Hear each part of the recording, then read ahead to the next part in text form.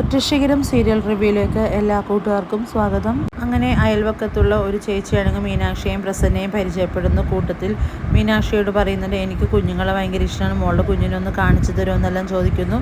മീനാക്ഷി കുഞ്ഞിനെയും കൊണ്ടുവരുന്നുണ്ട്. മീനാക്ഷി കുഞ്ഞിനെ കാണിക്കുമ്പോൾ ആ കുഞ്ഞിനെ ഒരുപാട് കൊഞ്ചിക്കുകയൊക്കെ ചെയ്യാണ് അയൽവക്കത്തുള്ള ചേച്ചി. അങ്ങനെ മീനാക്ഷിയുടെ ഓരോ ചോദ്യങ്ങൾ ചോദിക്കുന്നുണ്ട്. അങ്ങനെ കുഞ്ഞിന് എത്ര മാസമായെന്നും കുഞ്ഞിന് എന്ത് പേരിട്ടെന്നെല്ലാം ചോദിക്കുമ്പോൾ മീനാക്ഷി പറയുന്നുണ്ട്, കുട്ടിക്ക് 3 മാസം പ്രായമായി, അതുപോലെ തന്നെ പേരിട്ടിരിക്കുന്നത് കല്യാണി എന്നാണെന്നും പറയുന്നുണ്ട്. അയൽക്കാർ ചോദിക്കുന്നുണ്ട്, അല്ല മോളുടെ കെട്ടിയവനെ കണ്ടില്ലല്ലോ, ദൂരെ എവിടെയെങ്ങനെയാണോ ജോലി എന്നൊക്കെ ചോദിക്കുന്നു. ഇത് കേൾക്കുന്ന പ്രസന്നയാണെങ്കിൽ ആകെ അമ്പരന്ന് നിൽക്കുകയാണ്. ഇതിനെന്താ മറുപടി പറയേണ്ടതെന്ന് ആലോചിച്ച് പ്രസന്നയോടായിട്ട് വീണ്ടും അയൽക്കാർ ചോദിക്കുക, എവിടെയാ എന്നാ എന്നെല്ലാം ചോദിക്കുകയാണ്. അപ്പോൾ ആ സമയം മീനാക്ഷി ഇടപെട്ടിട്ട് പറയുന്നുണ്ട്, എനിക്ക് ഭർത്താവില്ല ചേച്ചി. ഇത് കേൾക്കുന്ന ചേച്ചി ഷോക്കാവുന്നുണ്ട്. എന്നിട്ട് ചോദിക്കുന്നുണ്ട്, എന്തു പറ്റി, മരിച്ചു പോയോ എന്നൊക്കെ അന്വേഷിക്കുകയാണ്. മീനാക്ഷി പറയുന്നുണ്ട്, ഞാൻ കല്യാണം കഴിച്ചിട്ടില്ല, അങ്ങനെ ഉണ്ടായ ഒരു കുഞ്ഞല്ല ഇത്. ഇത് കേൾക്കുന്ന അയൽക്കാരി പറയുന്നുണ്ട്, എന്നാ ഈ പറയുന്നത്, കല്യാണം കഴിച്ചിട്ടില്ല എന്ന്, പിന്നെ എങ്ങനെയാ ഈ കുഞ്ഞ്? അപ്പോൾ മീനാക്ഷി പറയുന്നുണ്ട്, മക്കളില്ലാത്ത ഒരു ഭാര്യയ്ക്കും ഭർത്താവിനും വേണ്ടി ഞാൻ പ്രസവിച്ച കുഞ്ഞാണിത് എന്ന് പറയുന്നു. അവർ വരുമ്പോൾ കൊടുത്തയക്കണം, അത്രേ ഉള്ളൂ കാര്യമെന്നെല്ലാം പറഞ്ഞ് മീനാക്ഷി കുഞ്ഞിനെയും കൊണ്ട് അകത്തേക്ക് പോവുകയാണ്. ഇതെല്ലാം കേട്ട് അമ്പരപ്പോടെ നിൽക്കുകയാണ് അയൽക്കാരി. അപ്പോൾ പ്രസന്ന എല്ലാം വിശദമായിട്ട് തന്നെ പറയുകയാണ്. അവൾ പറഞ്ഞതെല്ലാം സത്യമാണ്.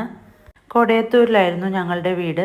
സ്വന്തമായ ഒരു വീടും കൊള്ളാവുന്നൊരു ജൗളിക്കടയൊക്കെ ഉണ്ടായിരുന്നു. വീടും ജൗളിക്കടയും ഒരു രാത്രി തീപിടിച്ച് കത്തി നശിച്ചു പോയെന്നെല്ലാം പറയുന്നു. എൻ്റെ മൂത്ത മോനും ആ തീപിടുത്തത്തിൽ മരിച്ചു. പത്രത്തിലുണ്ടായിരുന്നു എന്നെല്ലാം പറയുമ്പോൾ അയൽക്കാരി പറയുന്നുണ്ട്, എനിക്ക് മനസ്സിലായി, ഞാൻ കേട്ടിട്ടുണ്ട് ആ വാർത്ത എന്ന് പറയാണ്. ആ സമയത്താ ബാംഗ്ലൂരിൽ വലിയൊരു കോടീശ്വരൻ്റെ ഒരാൾ വന്ന് ഞങ്ങളോട് പറഞ്ഞത്, അവരുടെ ഒരു കുഞ്ഞിനെ പ്രസവിച്ചു കൊടുത്താൽ 20 ലക്ഷം രൂപ തരാമെന്നും പറഞ്ഞു. ഇത് കേൾക്കുന്ന അയൽക്കാരി ചോദിക്കുന്നുണ്ട്, അതെങ്ങനെ സാധിക്കുമെന്ന് ചോദിക്കുന്നു. അപ്പോൾ പ്രസന്ന പറയുന്നുണ്ട്, ആസ്പത്രിയിൽ പോയി ഒരു കുത്തിവെപ്പ് നടത്തിയാൽ മതിയെന്നും പറയുന്നു. അന്ന് ഞങ്ങൾ എല്ലാം നശിച്ച് ജീവിക്കാൻ നിവൃത്തിയില്ലാണ്ട് നിൽക്കുന്ന സമയമായിരുന്നു. ഒന്നെങ്കിൽ ആത്മഹത്യ ചെയ്യണം, അല്ലെങ്കിൽ ഈ കുഞ്ഞിനെ പ്രസവിച്ചു കൊടുക്കണം. ഞങ്ങൾക്കൊട്ടും മനസ്സിലായിരുന്നു. പക്ഷെ മീനു കുടുംബം രക്ഷിക്കാൻ വേണ്ടി ഇത് ചെയ്യാമെന്ന് സമ്മതിക്കുകയായിരുന്നു.